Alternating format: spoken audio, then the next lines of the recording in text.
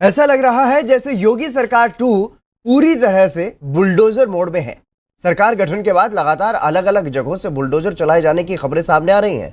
अब बांदा में भी बीजेपी से समाजवादी पार्टी में शामिल हुए पूर्व विधायक ब्रजेश प्रजापति की संपत्ति पर भी बुलडोजर चल सकता है। इसके लिए नोटिस भी जारी किया जा चुका है। क्या है पूरा मामला, इस रिपोर्ट में आप देखिए। उत्तर प्रदेश में योगी सरकार 2 के गठन के बाद अलग अलग जिलों का भी प्रशासन बुलडोजर मोड में नजर आ रहा है। इसी कड़ी में बांदा विकास प्राधिकरण ने 3 बारी से पूर्व विधायक ब्रजेश प्रजापति पर अपना शिकंजा कसना शुरू कर दिया है।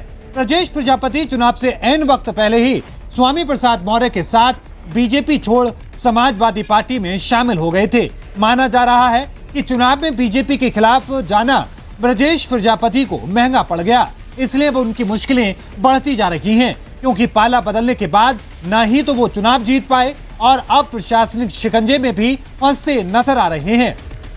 जानकारी के मुताबिक बांदा विकास प्राधिकरण ने 3 बारी से पूर्व विधायक ब्रजेश प्रजापति को अवैध निर्माण कराने के मामले में नोटिस थमाया है। नोटिस में 4 मंजिला मकान और कार्यालय में हुए अवैध निर्माण का ब्यौरा दिया गया है। इस मामले में 7 अप्रैल तक जवाब मांगा गया है। नोटिस में कहा गया है कि अगर प्रजापति 7 अप्रैल तक जवाब देने में असफल होते हैं तो ये इमारतें ढहा दी जाएंगी। बांदा विकास प्राधिकरण के सचिव ने जारी नोटिस में लिखा कि बिना नक्शा स्वीकृत कराए बिजली खेड़ा में लगभग 190 वर्ग सेंटीमीटर के क्षेत्रफल में कई तलों में भवन निर्माण कार्य किया गया है। स्थल पर कोई स्वीकृति नहीं दिखाई गई है, जिसको लेकर बीडीए न्यायालय में 7 अप्रैल 2022 को उपस्थित होकर कारण स्पष्ट करें कि अवैधानिक रूप से कराए जा रहे निर्माण को गिरा देने का आदेश क्यों न दिया जाए।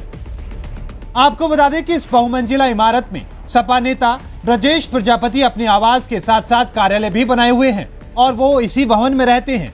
ब्रजेश प्रजापति विधानसभा चुनाव से पहले सपा में शामिल हुए थे और 9 मार्च को ईवीएम को लेकर सपाइयों के हंगामे में खुद डीएम की गाड़ी भी चेक की थी। इसलिए अब माना जा रहा है कि बीजेपी के खिलाफ जाने पर उनके खिलाफ कार्रवाई तय है।